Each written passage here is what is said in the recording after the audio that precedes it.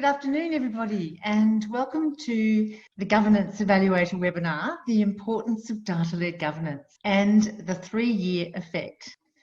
Today, our special guest panellists are Aeschlimann, and Alex has been the chair of Gippsland Southern Health Service.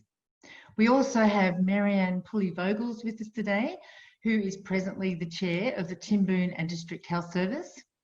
And we also have Ben Moore, who is the CEO of the Cohuna District Hospital.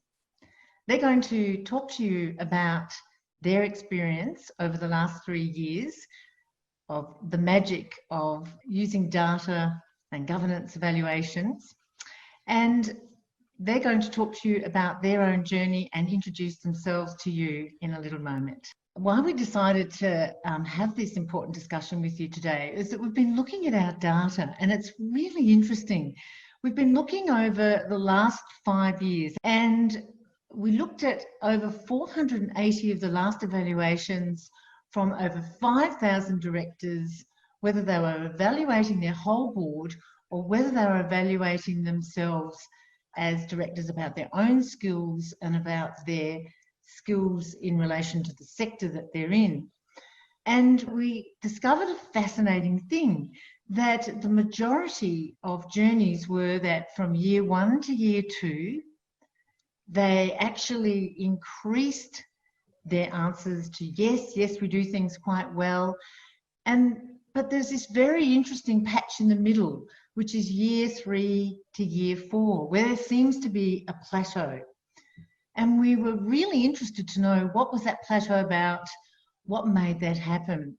Some boards actually started in their evaluation with lots of yeses, and then across their journey, they discovered that they were probably not as yes as they thought they were, and they tended to go down on their journey.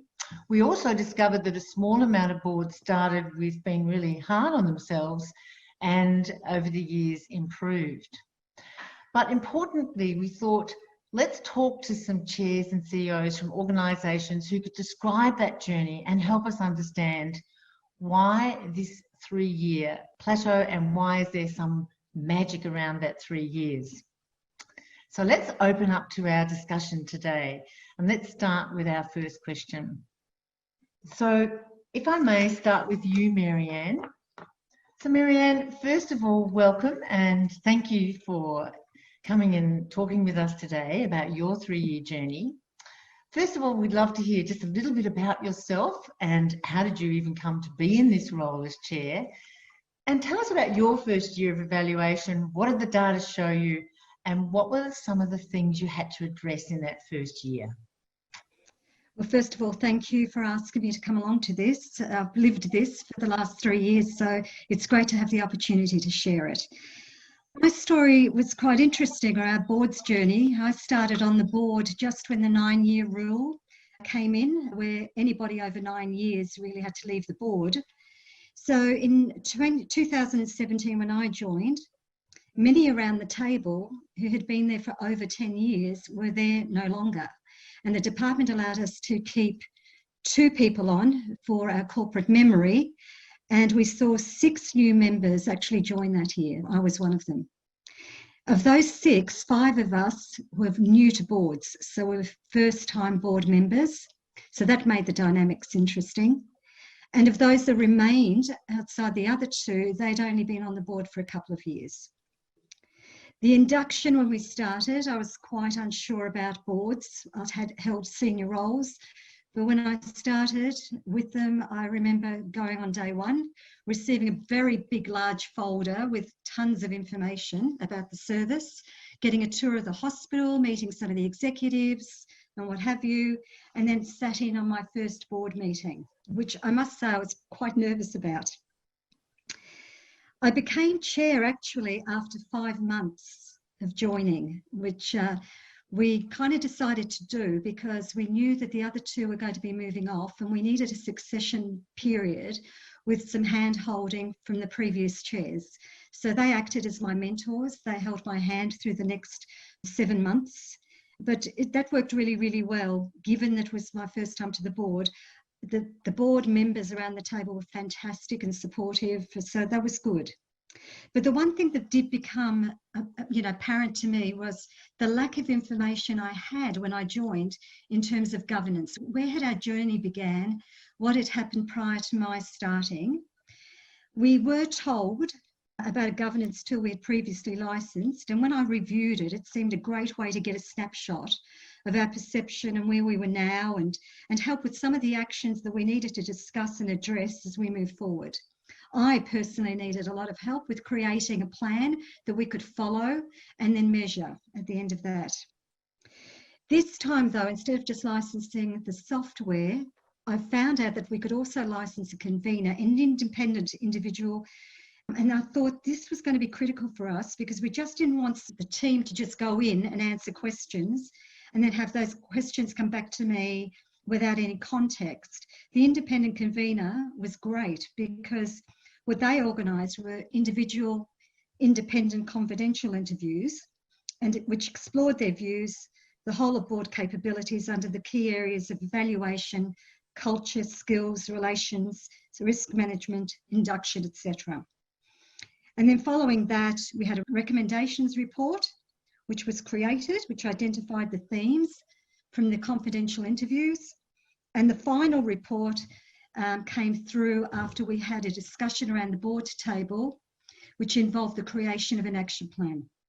So basically, for me and the board, it was extremely useful because it created a better snapshot of what everyone was thinking and where we needed to go in terms of the 12 months ahead. So that was launched in my second term. But for me as a new chair, the process was invaluable. With everyone's input and the guidance we received from the convener, I was able to create a roadmap and an action plan which allowed us to focus as a board on the key priorities. It was a great way to get organised, and especially as the CEO we had was away unwell for most of our time. Now, in that first year, you asked me what we focused on. We focused on developing our strategy, managing our risks and processes, tidying up the way we receive the information in the board packs and our agenda. And of course, induction was high on our list as well. The one thing I must say that was really valuable after the first year, Fi, was that the department asked for evidence from us of our board assessment. And because it was online and because we'd had the individual assessments, what we were able to do is just get the report printed and sent to them. It also helped us identify the areas we could seek the skill sets in the next nomination and our round 4 nominations for board. So the data was incredible in the first year, but because we were all so new, and particularly because I was new, it set the framework for us. It set us up. Just quickly, Maryanne, in your first year, did you mark yourselves hard or high? Can you remember? Yeah, I remember clearly because I was really, really pleased. We actually felt we knew quite a bit about what was going on, given the information we had. We were feeling confident, and I thought most of us felt we should be, ticking the green boxes. So yeah, we came out actually quite high. And so with a few yellows, I don't think there were any reds, but certainly we were high. We weren't in the middle there. Great. Thank you, Maryanne. That's terrific. So Ben, big welcome to you. So tell us a little bit about your background and what was it like for you the first time, and what did the data show you, and where did you sit on that journey? Thank you, Fiona, and look, on behalf of our board chair, Ross Dallimore, and I, we're really pleased to be here today to talk a little bit about the journey, especially over the last 2 years at Cohuna District Hospital. I guess as a background, I had previously worked with another small rural health service for 5 years as a board director and a chair of a board as well. And being a new CEO coming in 2 years ago into a public health CEO role I think that was quite beneficial, having undertaken that work. And I guess the reason I raise that is so far, my first comment would be, I think it's very effective when both your executive and your board work together with enhancing the governance practices. I think that's probably been a big success for us. Considering my start, which essentially we'd moved here at Cohuna District Hospital out of a joint CEO management arrangement, and just I guess I I always sort of say Cohuna, bats above its average in the sense that even though we're a small rural health service, we have maternity services, we have theatre, dialysis, and a lot of high-risk clinical areas that we have to govern and manage. And at that particular stage, it had just been probably an 8-month journey before I started, where maternity had become a big concern, and also had a little bit of a political spotlight around it as well. So our board thankfully made the decision to go back to having a CEO full-time at the service, and picked me to do it, which was fantastic from my end. I really enjoyed the process. But I guess, raising that we had such a complex organisation from our end, clinical governance was probably an area that was just really at the forefront of what we needed to do. And I guess in starting drawing upon what I'd experienced using the governance evaluator tools and processes and self-assessment in a previous life as a board chair and a board member, thankfully we did have an engaged process with Governance Evaluator where the self-assessments had been done. I'd stepped in just at the time when it was due for an action plan for that financial year ahead, and it was a fantastic opportunity as a new CEO to work with the board to have a look at what they were saying as part of that self-assessment, given and just drawing on Maryanne's situation where we'd had probably a little bit of change with some of our board directors being relatively new to the service under the 9-year rule as well. So we did have quite a lot of opportunity, is probably the way to say it, in terms of the reds and the yellows that appear in a self-assessment in year one. But a lot of that was what I'd probably call process governance, in the sense that we didn't probably have maybe some of the structural things in place that probably would give board members confidence. And as a guide, we didn't, for example, have a formal induction policy or a formal executive appraisal policy. We didn't do a lot in the way of, say, in-camera work, which wasn't part of the sitting agenda at the time. And the board didn't have a structured calendar for the year that they could sort of see what was going to occur for the year and what they could expect from their executive in terms of reports and updates and guidance to sort of guide the agenda in the year ahead. So, I won't use low-hanging fruit, but I guess for us it was probably a case of putting in place some of the structure in that first year that was needed. And, from an executive perspective, I felt like I'd come into an organisation where we seemed to have a lot of the data and information that I would probably want to see as a board member, but probably weren't communicating it as well to the board members in terms of being able to give confidence around what we're monitoring and managing and measuring, those sort of matrices. But I think a good example is probably around a statement of priority process in terms of the public health services. Every year we have to undertake certain activities as part of our funding, and one of the easiest things we did to sort of help the board see what's happening at the operational level is to align all our executive reports under the headings that were outlined in the statement of priorities and link them in with the tasks that we were required to do, that they were required to deliver on. So that at least that way every month they were seeing that our reports and the things that we were doing to improve the health service and run the health service were actually aligning up quite well with the statement of priorities. And I think that was just another simple little tool and technique that straight away we were able to then not change the information we're providing, but put it into context of the greater picture around clinical governance and more strategic thinking.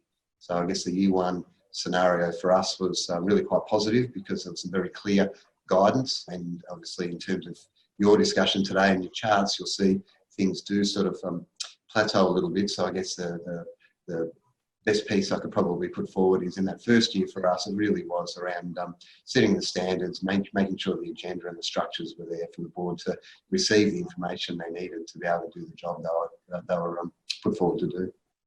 Great, thank you, Ben. And so interesting to hear it from the CEO and executive perspective. It's really helpful. So Alex, let's hear from you. Let's hear about your journey in that first year. Really happy to be here with Maryanne and Ben and Fi and your team, and welcome to everyone. Thank you. My background's in engineering and business and sales and governance consulting. I joined the board of Gippsland Southern Health Service around 10 years ago in 2010. At the time, we'd had a CEO that had been there for 25 years plus, far greater than any of the board members. And I guess it was a case of the tail wagging the dog. He kind of ran rings around a lot of the board members. So That was never going to last. So we had a number of CEO transitions, and we recruited a new CEO around 4 or 5 years ago, and Mark Johnson's doing a fabulous job. When we started, I'd only recently completed the Gippsland Community Leadership Program, and really keen to give something back, which is why I joined the board in the first place.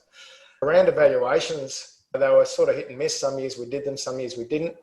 But we had board members actually get up and walk out saying, I'm a volunteer here, you can't evaluate me. This is giving back to my community, how dare you?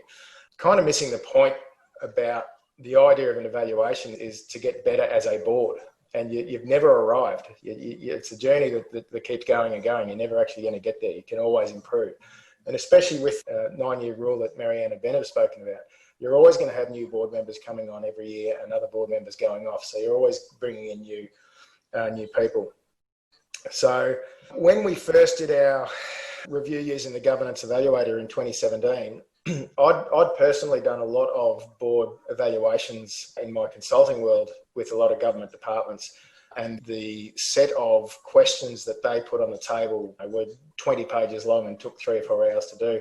And it was a nightmare, and the board members that we work with just hated them, and they were full of double-barrel questions saying one statement and then another statement, and they didn't know which one to answer, and it was very, very confusing. So I was really happy with the structure of the governance evaluator program, because it just made it easy to distribute and to get the results in from the board members. The results in our first year, was a lot of red in there, a lot of yellow. So those that don't know, the governance evaluator uses a traffic light approach. So green's good, yellow or orange is not so good, and red, you got improvement. And so there's a lot of red in our first year, which is not surprising. But really what we did with that was analysed it afterwards and go, well, what are we going to do over the next 12 months with these results? How do we work through the next year? So it was a really interesting process. And the strategic planning part was something that we sort of focused on. Again, when I first joined, we were halfway through a 5-year strategic plan, and nothing in that plan mentioned a new hospital, but we were halfway through the building a new hospital. So a strategic planning on a public health board is a challenge because of the limitations that the department, you just limited, your statement of priorities is not something you have a lot of decision making around, but it's still very important, and you need to do it. So yeah, year 1 was really good to get that structure around and get those results out. Terrific. Thank you, Alex. What an event for you, having people walk out. But look, you stuck with it. And year 2, this is really interesting. I'm really interested to hear. So what happened to you in year 2? And you think of that graph that we just showed of those hundreds of evaluations.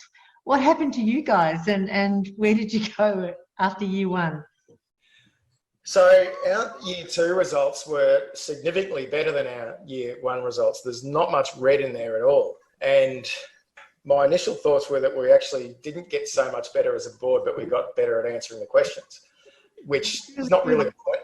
But previously, the board meetings were very, very finance focused. And because money is so important in all industries, it just became really, really driven around the agenda, and the minutes were really focused around finance. And we wanted to get away from that. So we used the results and worked out what we wanted to do for the next 12 months and sort of changed the agenda around, put decision-making items at the front of the agenda, brought in guests into the board meetings. The CEO and the financial controller did a sort of finance 101 each year with new board members, because financial literacy is not everyone's cup of tea. And that was something that was highlighted from the first year. And also clinical governance has been mentioned. It's so important these days in the health service, and I would recommend everyone on a public health board to do some sort of clinical governance training each year, because you can never hear this stuff often enough. And for those of us that don't have a health background, it doesn't come as second nature. So yeah, the results got better, and yeah, it was an ongoing journey. So we looked at the results again and said, what are we going to do over the next 12 months that's going to make the results even better again when we answer the questions the year after? Fantastic. So Alex, that's fantastic that you thought you actually got better at answering the questions. So clearly the discussion afterwards is the important bit you're not doing it for the sake of doing it. You're doing it to a better board. And for that reason, we also got the CEO to do the evaluation as well. Because the CEO we used his results to sort of review what he thought we were doing right and wrong, and sort of assessed his results differently to ours as well as combined. So it was interesting to see that. Well worth doing. That's really interesting. That's a great tip. So Maryanne, for you in year 2, so you started off with quite high results, greens and yellows, and did quite a lot of things. So what happened next? Well, the year 2 results were really interesting because by that stage we'd had more confidence around the governance responsibilities that we were there for, particularly all the new board members I spoke about, earlier.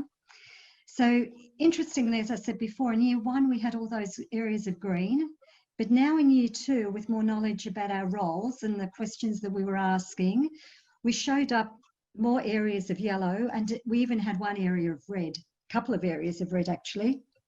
So we knew we had to focus on a number of key areas. So this was great insight for me as a chair and also for the directors around the table. It really generated a lot of discussion, and we were able to set a new set of actions to work on. Now, one of the actions that came out of that, and I think Alex mentioned, with the 9-year rule, you're constantly refreshing the board, and induction is going to be critical. And not only induction, but actually having a voice around that table when you come on the board. That's what you're really looking for, the expertise.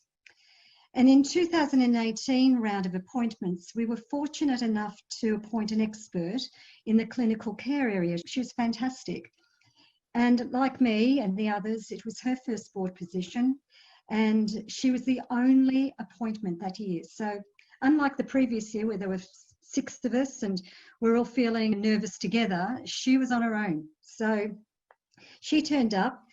I gave her the book that I got the year before, gave her the tour and did the introductions, and then left her sort of get on with it. But I soon realised how intimidating it must have been, and noticed that she was holding back, in the areas where she was confident in, really. But I was really keen to hear her voice. So we've met up for a coffee. And what I basically learned from that conversation was that she was focusing on what she didn't know rather than what she did know. And from there, I started to think about how important it was for her to have someone to bounce off with. So I appointed a mentor, someone she could talk to before the meetings, and also encouraged her to talk about the areas. But it did give me some thinking time around, we need to fix induction, and it was one of my actions. And given my background in online learning, I was keen to change our whole of the induction process and leverage further the governance evaluator using that new skills development matrix that you brought on board. So it was really good timing for us. And I wanted to take induction completely online, so it was easier for me to actually see the skill sets that we had with all the new board members, but also for them individually to see a path. Where did they need to go, and guide them through that. My vision was actually to have one place where you can go to assess your current skill set, identify your area of expertise, and at the same time highlight the areas you needed support. So the questionnaire from the skills development and skills matrix was only one component of that plan. What I was able to do was include all of the roadmaps. So I was able to set up the appointments, identify the links that they needed to resources, such as the Director's Toolkit from the department, links to our website, links to our social media sites. And we structured the entire plan online with the questionnaire, with timeframes for completion. And the process was set up to take over 12 months to go through. So there was no rush, but it was a logical way of going through it. They can go through it faster, but they also could go through it slowly. We also, as I said, appointed a mentor for each individual. And also we had support from the TDHS admin, and also had the customer support person, Jessie, supporting us. We also assigned the convener to the individuals. So when they did their skills matrix, the convener was able to handhold them and identify the resources that were unique to them. So we moved from this generic, everybody, here's everything, and hopefully it fits, to identifying, you've already got finance skills, but you don't have clinical. So here are the resources, here are some videos to watch. And you can go into the governance evaluator and actually easily take them. Simple. So for us, it means that induction actually starts the day we're notified of their appointments, which is usually about 6 to 8 weeks before they go to their first board meeting. So instead of waiting on day one and we hand the book and do the tour, we've actually got that identified up front. They've got a structured plan. They've met their mentor. They've actually started doing some of the lookups, the videos. They've done their questionnaire. They've met with the convener. They actually arrive at the board meeting having been involved with many from TDHS and much of the admin completed. So the forms, etc., that they need to compulsorily do, that's done. And when I went back for feedback, the feedback was great. I hadn't expected it, but they said how professional the whole thing was and how inclusive they felt. They felt welcomed immediately and they felt they were part of the team well before they met us. And especially for this year, that was really important because we were all online on our first meeting. So it was never going to be possible for them to come in and meet us around the table. So what we found was the new directors were much more confident with having a voice at that table, which is exactly what you need. You need their expertise to shine and for them to feel comfortable to contribute. So that's our second year. That's amazing, Maryanne, and congratulations for that extraordinary piece of leadership. It pretty much sort of could be applicable to any sector, not just health, because I think being a new director is terrifying or quite a bit different no matter where you are, no matter which board you're on. Alex, I see you've got your hand up.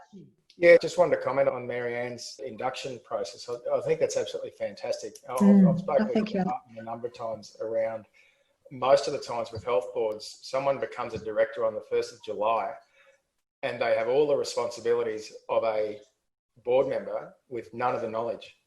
And it's a potentially dangerous situation. So the department seems to be getting better at giving us a bit more warning about when people are going to join boards, about who's on and who's off. It's just tradition, like over the 10 years I've been on the board, it's been very late June that we'd find out who's on the board, if not early July. So the earlier you find out, the more you can put that sort of process in place. And I think that's fantastic. No, that's terrific. Thanks, Alex. A really good comment.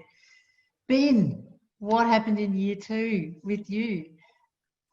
Yeah, thanks, Fiona. And look, I'll probably echo similar thoughts to Maryanne and Alex. We did see, thankfully, a good transition from a lot of red to a more balanced yellow and green perspective. And just flagging the traffic light system, to me, it really did mean that that first initial year, that with our focus on what I'll probably say is essentially what we didn't have. We had obviously a lot of opportunity there to put in place things we didn't have.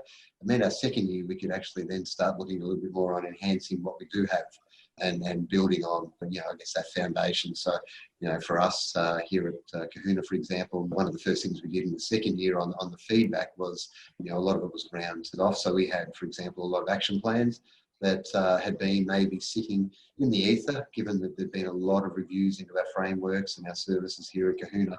For example, the Clinical Governance Committee was receiving these action plans that were essentially 90% complete, but just, hadn't gotten over the line. And I guess for us, it was probably a case of we need to really have a look at what had happened in the past, start thinking about what we want for the future and what we can do to close those off. And I guess that was a pretty big move in the second year that I think helped us with our results this year, see us probably move into a space where people were then able to start going, we can start thinking a little bit more strategically. So that was a big thing for us as an executive as well, to work with the board to say, 3 years ago, we did have this review.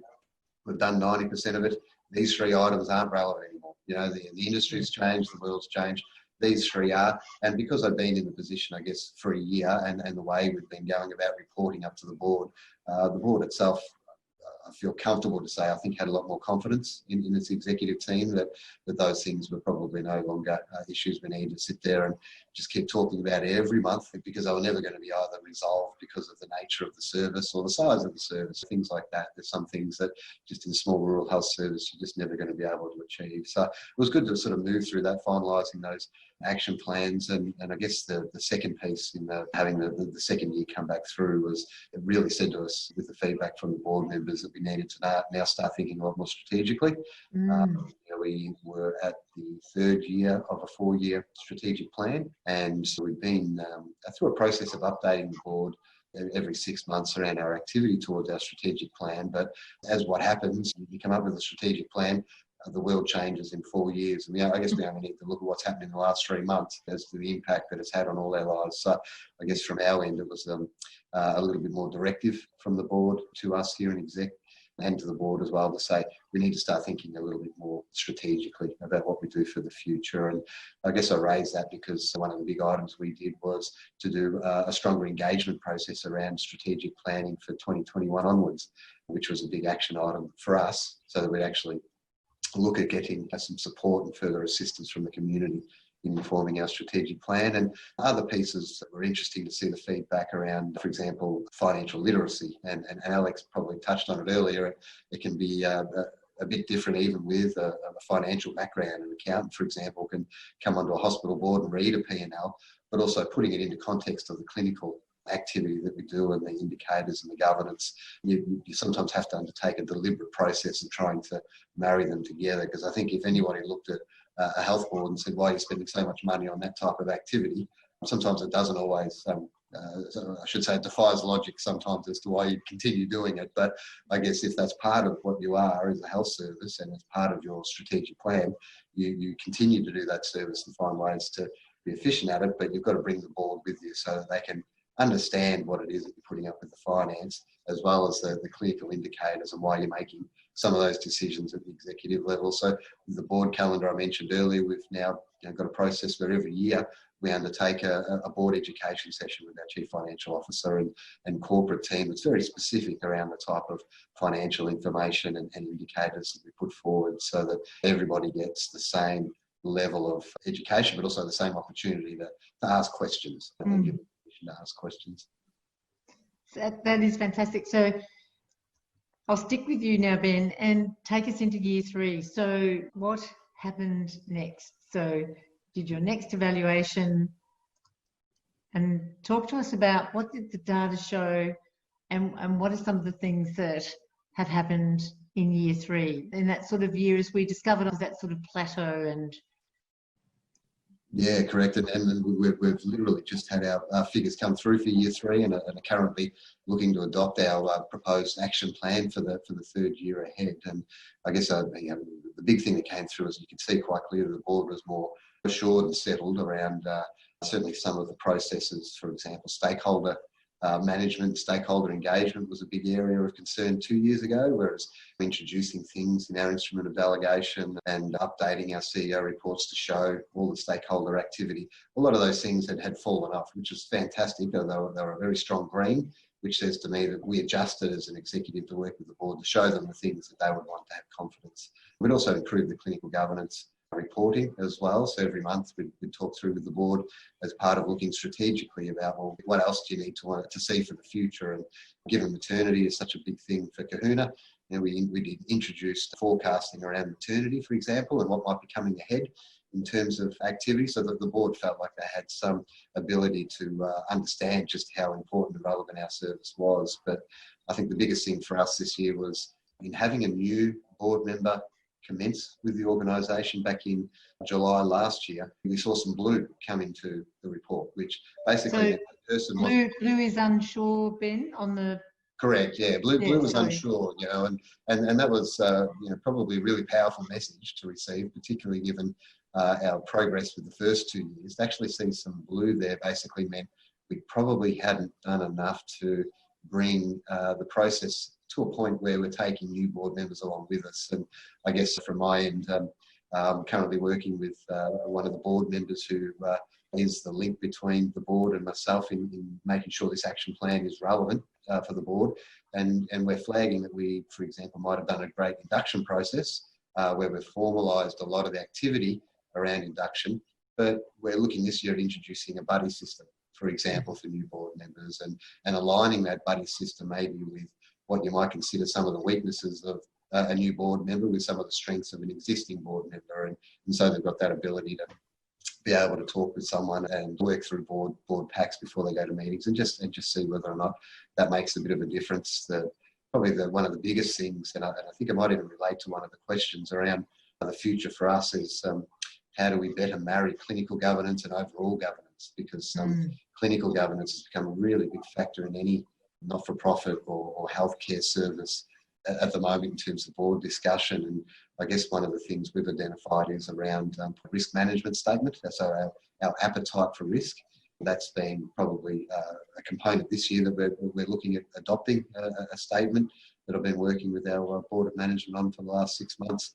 But the real idea there is that it puts into context, I guess, some of those clinical decision-making scenarios that come up in an acute health service, and puts it into a framework that allows us to go making decisions as a board to say, no, we understand that, for example, this particular activity might draw us back negatively into the financial space, but that's what we're here to do. And that would be the right thing to do at this particular time. And trying to sort of marry up what are sometimes two very disparate areas, clinical governance and finance, are sometimes always kept separate, but they're very well intrinsically linked in health, because if you don't get clinical governance right, you pay for it on the financial front. So I guess from our end, having a statement around what it is that we will and won't tolerate from the board is going to be a very powerful tool that will help inform some of our planning for the future. And I guess the big part for us was also around succession planning. As a new CEO, I was lucky I had an experienced board member who'd been here for a few years to give me the history. But even in that time, I'm currently up to my third board chair, and I'm fortunate it's probably not a fourth board chair, because this particular board member's said, look, I want to stay on for another year. I like where we're heading, and I think I can still offer value, and the CEO needs my support as well, I think is probably part of it, because of the relationship we've had for the last year. So I guess adding succession planning into more of that sort of formal discussion process, so that it's now an agenda item, we'll put it on the calendar every year to properly discuss, okay, what are we going to do for the next year, so that we've got some rigour and handover, given that people will fall in and fall off of boards a little bit more continuously over the way it works now with the 9-year rule and people serving on boards. So, and I guess the other big parts for us are looking at embedding our strategic workforce plan, for example, and a master planning process for the future. So we've come from a period 2 years ago where there was a lot of concern around what are we doing, are we going to have these services still to provide, to a point where we're now really heavily looking this year at our strategic planning and master planning process. It's exciting. Well done. Gosh, what a big job. I do remember you telling us about the people protesting on your lawn that when you started. Yes, so come a long way, Ben. That's fantastic. So Maryanne, talk to us about year 3 for you. Where have you landed? Oh, well, we've landed at a good place, I think. We haven't had the protests, Ben, so we were fortunate. But in the year 3, which is the year that's just passed, we decided to align our questionnaire with the end of the terms of the board. So as people were leaving, they were providing us, they were completing the questionnaire, and we were getting their feedback, reflecting on the previous 12 months in readiness for a new start on July the 1st. So we would canvass the views of the old board, if I could call them that, and we would look at that together. Good idea. And I noticed that we'd become a lot more efficient at using the governance evaluator questionnaire, and actually it's become part of our culture for ongoing development and review now. So it's creating discussions around the board table and what have you. And it was going to be an interesting questionnaire because it was completed after a huge year of change. Our previous CEO had resigned. We had appointed a new CEO after a long search, and we had many, many changes at the service, especially at the executive level. Having a new CEO, she's working extremely hard, doing really well. So I invited her to also complete the questionnaire, and I asked for her responses to be separated out from the board responses so that we could look and see where the discrepancies were, perceptions and what have you, and use that as for a basis of discussion as well. And what was really good was we presented the results from the questionnaire from June at our first board meeting, which was attended by the new board. So there was that immediate opportunity for them to engage from the start. They could actually see where we had come from and where we were planning to head across to based on their feedback that we had. But it was really great, actually, because we were able to compare the 3 years now. We're able to see how far we had actually got. We could see how much more efficient we'd become as a board. So the way we deliver board packs has been streamlined and improved so much. Our agendas flow much more better. We can get through things. We're focused on things for decision, focused on discussion. Things that are important, we know we have to pre-read, and that's it, and we move on. Our induction now, we're doing this for the 2nd year. It's going really, really well. The feedback I'm getting from the new inductees, I called them both after the first meeting to say, how did you settle in? How did you find it? They just felt relaxed. They thought it was great. And yes, so exactly what we wanted. That was our objective. We've introduced in-camera sessions to every single meeting, which we hadn't had before. And governance relations, which was a red last year, is now a green because of the relationships that we've built and the processes that we've implemented. I mean, we're not meaning to be green. So when we get the results, things change.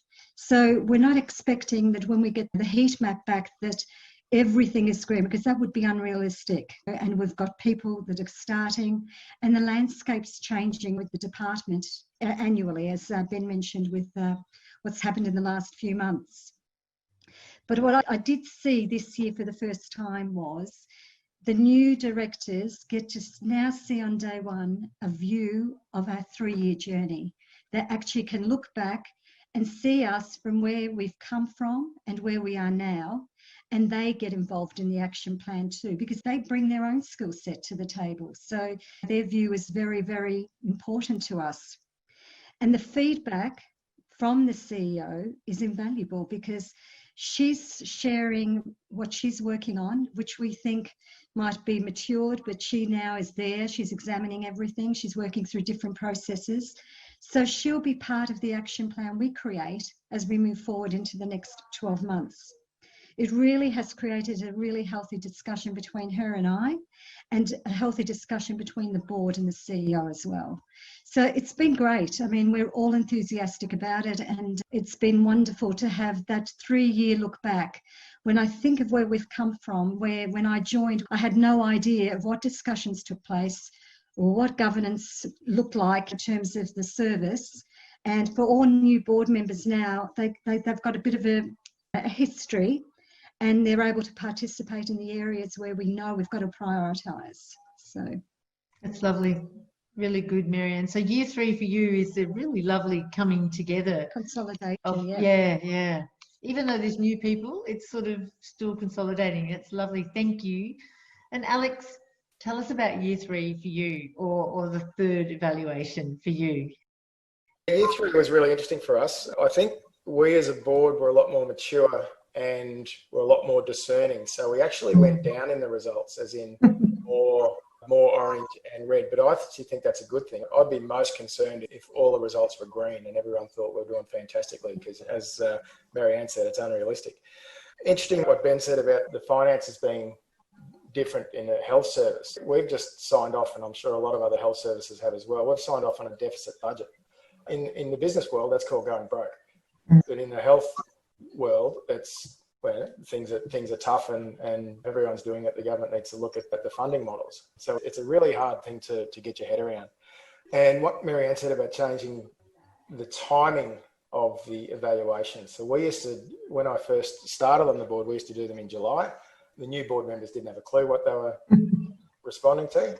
We did it to January to give them 6 months with their feet under the table. And then we ended up moving it to June more recently. So new board members had a full year so they could evaluate, and then the newer board members for the year after had some fresh knowledge. So don't be afraid to move things around. The evaluation's there to serve you as a board, and it's there to help you do what you need to do. And if you want to set that up, the buddy system's interesting as well. It's something we haven't done, I think. And Mark, if you're there, probably not a bad thing to do for the new board members coming on board. Just gives them that first point of contact as to what do we do. I had an individual on the board when I first joined who I knew personally, and they'd get phone calls every day saying, what are we supposed to do here? And what do we do with this? And I'm sure I annoyed him. But anyway, that was all good. So our 3rd year, as I said, got a lot more reds and oranges, which is fine.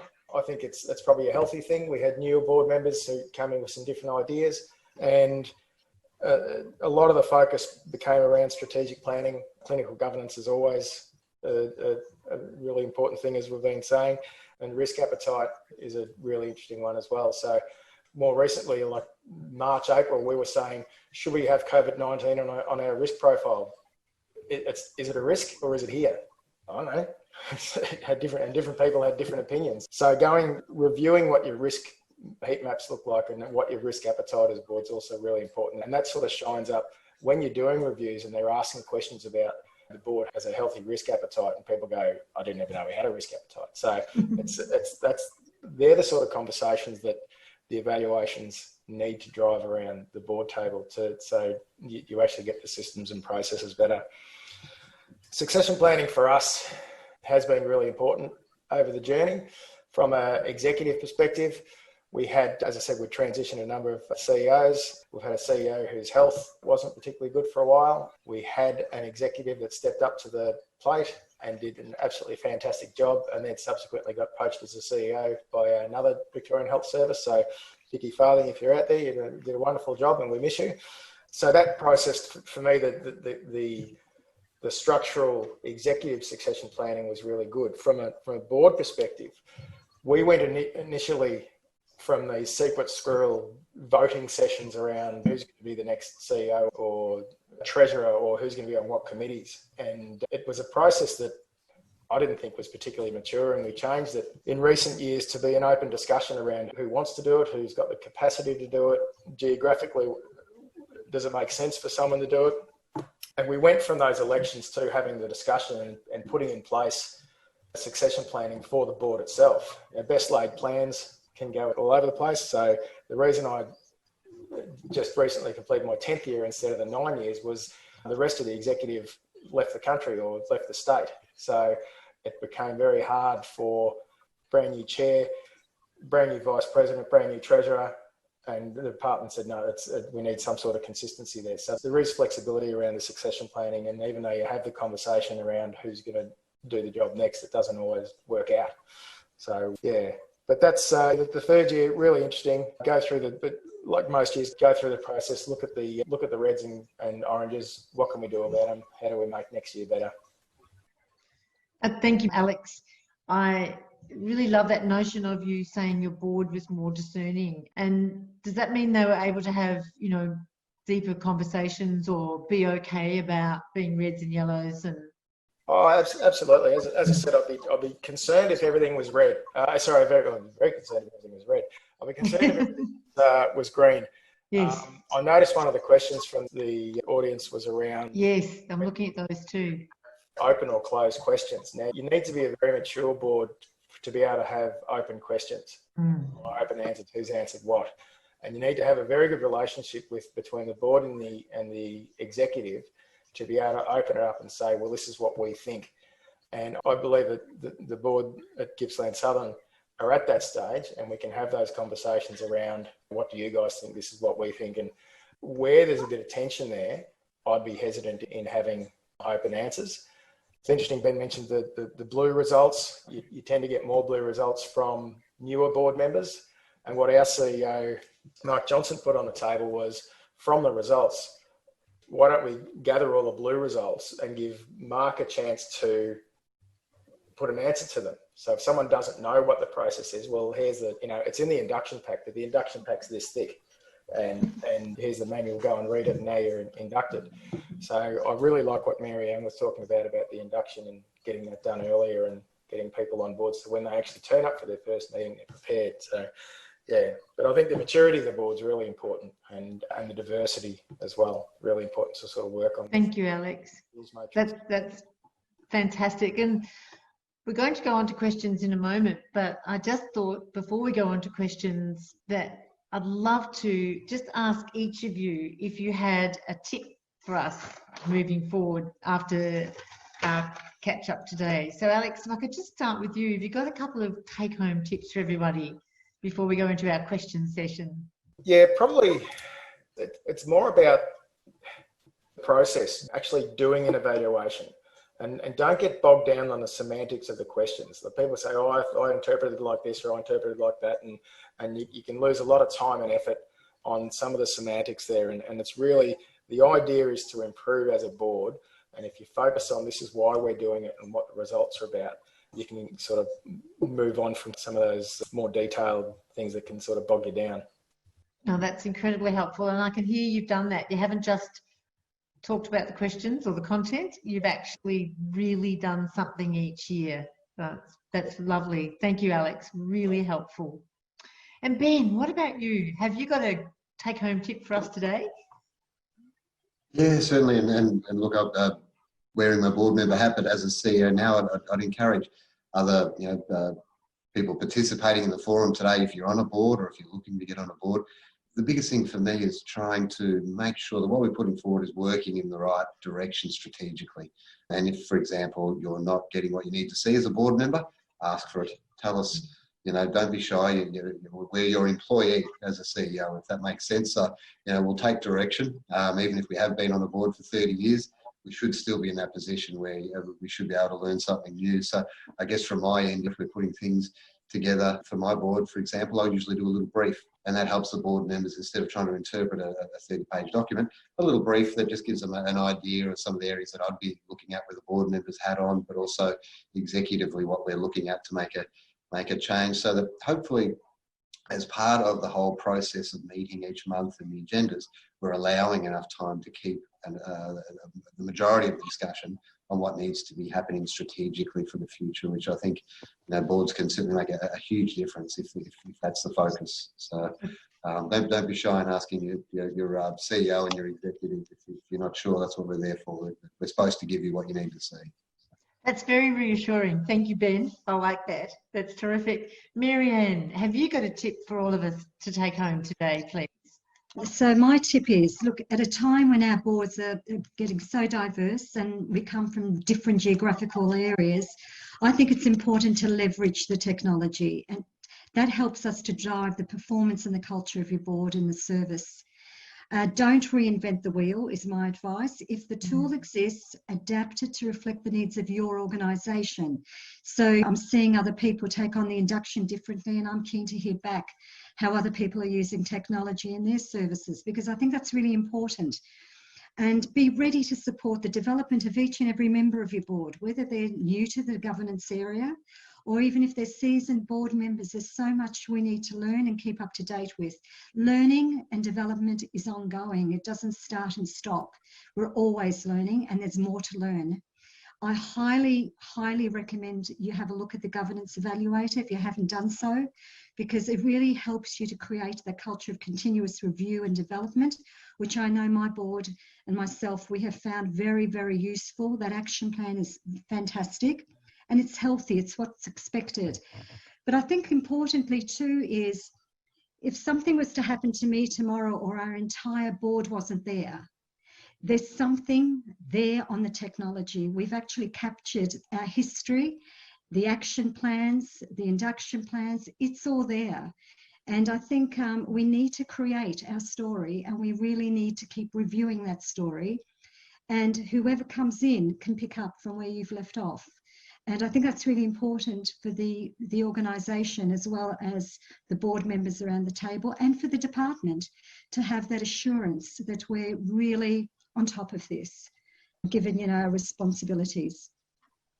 It's wonderful. Thanks, Maryanne. That's really lovely. I love that notion of your story, because it really does tell a story, doesn't it? All that data over the years. It's terrific. Yes, thank you. it does. Thank you for those lovely overall tips. And now what I'd like to do is have a look at our questions. And one of the questions, and I think this is a really good question, it's about, have any of you had to confront the tensions between board and executive interpretation of the evaluations? And I think, Alex, you touched on that a little bit.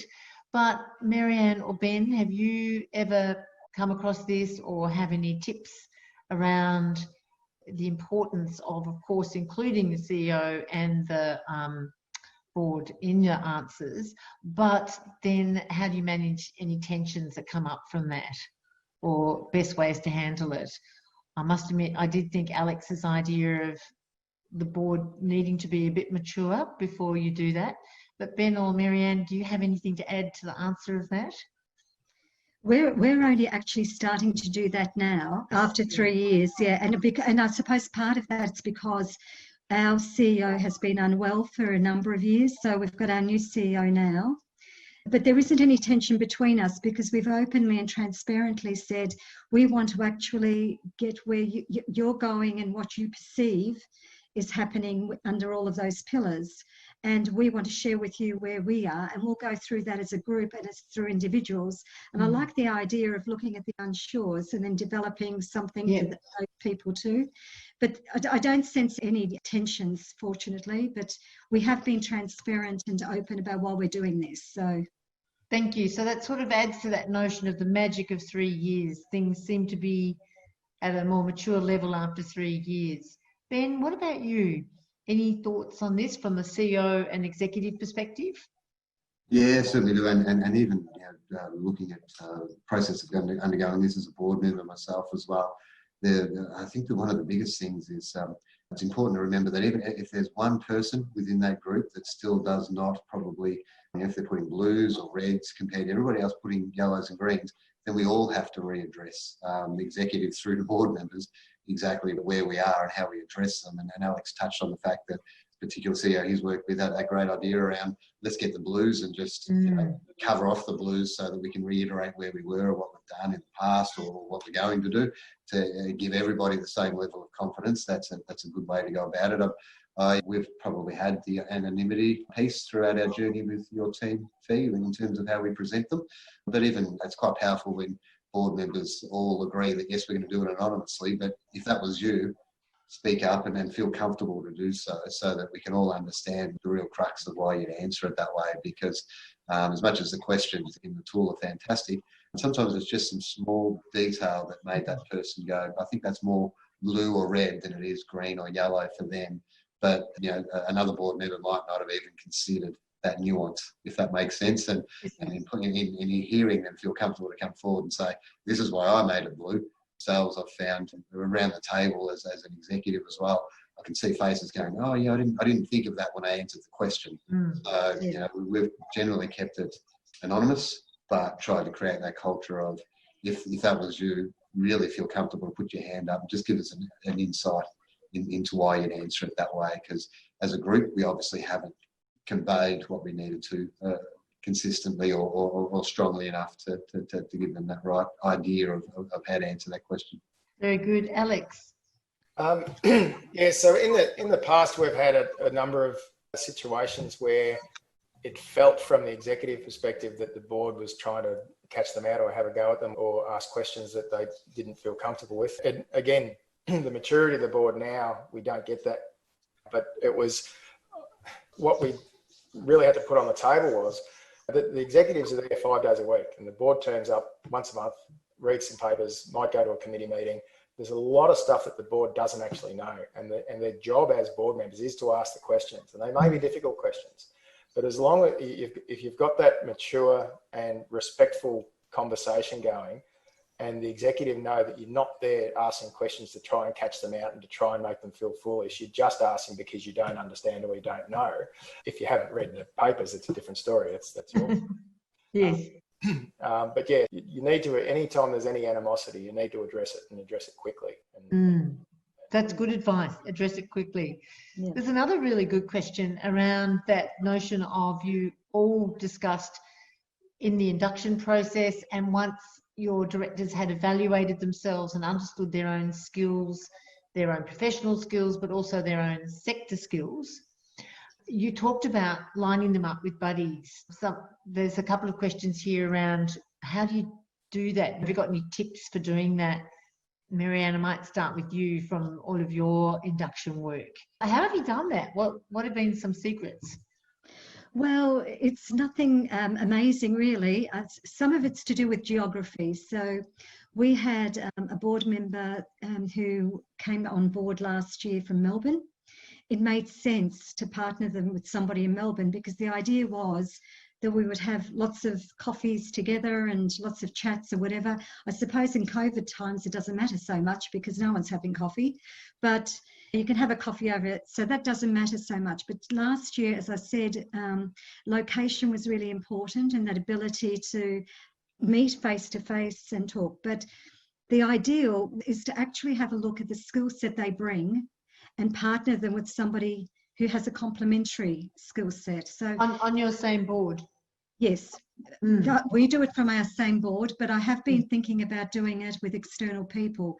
But the intent we have at induction time is that they get to know the board, and that's why I've chosen to go down that path. But for example, if someone's got a strong clinical suite of skills and no finance skills, it makes sense to partner them with somebody with the finance and possibly not so strong on the clinical, because that way both get something from that mentoring as well. That's a clever idea. So start with your own board, because this person was saying in the question that people did run out of time and they couldn't be mentors. So I guess as a chair, it's about having a little bit of a list up your sleeves. Yeah, absolutely. Alex or Ben? Alex? I think using either existing board members or recently departed board members from a health board. Good. That's a good one. Yeah, good idea. They've got good experience. They know the area. They still might be time poor. But if it's for new directors on a health board, having someone that's recently left that board just to ask the questions about what's the process here, how do we do this? I think it's probably better to have existing board members and use that buddy system that Maryanne talked about, who's recently departed board members. I have a number of mentors privately that I've had to actually go out and approach them and say, can we catch up for a coffee once a quarter or something and have that conversation? And it is a time constraint. It is hard. I haven't had to pay anyone yet, thank God. But it is a tough thing. But use the existing board members, I would have thought. Lastly, we have, as chairs, if you have directors who aren't performing and won't take these wonderful development opportunities around recognising their own strengths and what have you got any tips for that? What you might do? Have you come across that, and what are some tips, please? Yeah. Well, I've had one experience when I first joined, as someone that joined our board was joining in remotely. He wasn't able to come to the meetings. And after probably about half a dozen meetings, there was absolutely no input, no visibility, not turning up, even to our Christmas gatherings. He was very busy, and I ended up actually having to have a one-on-one and just talk through and better understand what was happening his end and understand why he joined the board in the first place, what was the purpose of it, because he actually brought some fantastic skills to the table, but he wasn't sharing anything. He wasn't responding. It sounded like he was typing through the meeting, what have you. And what it basically boiled down to was, in the middle of all of this, he had taken on a separate piece of work, which just completely consumed him, which I was completely unaware of, which then we had an open conversation about, is this good timing for you then? Because we really do need, and I think you've got to be honest about it, because if you're limited to a certain number of people around that table, you're all there for the one reason, to actually do the best strategically for the service that you work for. You cannot afford to be carrying people who are just there to get board experience on a CV. I think confronting and having an open conversation and being transparent and better understanding why that's happening. Now, it could be that someone's not saying anything, as I said before, because of confidence, and you deal with that differently. But where there's no input at all, I think you need to address it, and address it quickly. Thanks, Maryanne. Alex, from your experience, have you got any tips for this question? So, to me, managing directors is the same as managing staff and kids. It's all about setting expectations and then talking through when the expectations aren't being met, what you do expect of them. So bad behaviour, whether it's staff or kids or board members, people do it because you let them get away with it. And as chairs, it's your responsibility to pull that up, not in a public way. You congratulate in public and you berate in private. But if someone's not performing and it's very clear to other people. It's very hard to hide this stuff. You have to, as Maryanne said, you have to have that conversation with them and say, is your heart in this? I'm fortunate I've never had to sack anyone, but I've convinced a number of people that their future lies elsewhere. Generally, they agree with him. There's nowhere to hide with this stuff. And as a director, they've got the AICD's version is the fiduciary responsibility for the business. And if they're not performing and acting appropriately, they shouldn't be there. Thank you, Alec. I think that's absolutely right. And Ben, for you, you've been a chair yourself. And look, I reiterate, agree with both Maryanne and Alex, but I think one of the other things that you can do to complement part of the process around that skills matrix and annually just having a look at skills. And yes, it does have that benefit of further recruitment, but if you take the time to go, what skills do we have? You've then also got that vehicle to tap that, what's the word, somebody who's less engaged with the board, or somebody who, for example, does have that a strong skill set and other strengths. That's when you basically go, well, okay, you've got these strengths, you've identified it through some sort of formal tool. If you're recruiting, and I'm conscious at the moment, we've got a new board member coming onto our team who has never been on a board, has just had his first child with his wife in our hospital 2 weeks ago. And I'm trying to say to our board chair, we just need to give this guy a little bit of leeway. He might be a bit busy for a couple of weeks, but even some of his strengths are his ability to adapt with IT and technology. And so I can see him still being a strong participant in that space, but he might need the maturity of maybe one of our longer serving board members to go through the pack and understand how the board directions work, and things that we identified in our skills matrix, we can probably match up with a new board member and use that as a vehicle to be able to tap someone on the shoulder and go, who you know, as a chair, who might be lingering a little bit or just going through the motions, you want to activate them, maybe use that as a vehicle to activate them to help mentor, if that makes sense, and say, well, you said that on self-assessment, we're going to use those skills, you're going to help this new guy, and see if that helps. That's just a suggestion. I think that's really, really good. Really helpful tips. Terrific. We have another question about independent conveners. And the interest is, do you have a convener that has a background that has the specific areas that your board is in? So in this case, health. Or do you deliberately choose conveners with other backgrounds? I mean, obviously governance would be a very good background. And Alex, I'm interested to start with you because you yourself have been a consultant in governance. Is it good to have someone support the board with the health knowledge as well as governance knowledge? What's your thoughts?